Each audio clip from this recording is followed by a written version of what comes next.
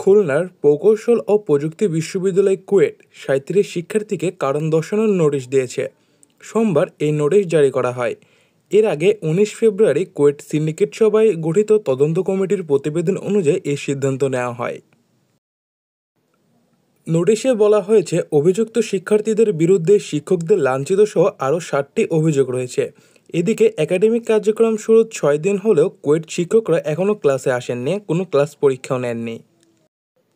তারা জানায়, অভিযুক্ত শিক্ষার্থীদের বিরুদ্ধে দ্রুত ব্যবস্থা না নিলে তারা ক্লাসে আসবেন না। শুধু তা নয়, আগামী বৃহস্পতিবারের মধ্যে যদি ব্যবস্থা না নেয় তাহলে প্রশাসনিক কার্যক্রম থেকে তারা বিরত থাকবে।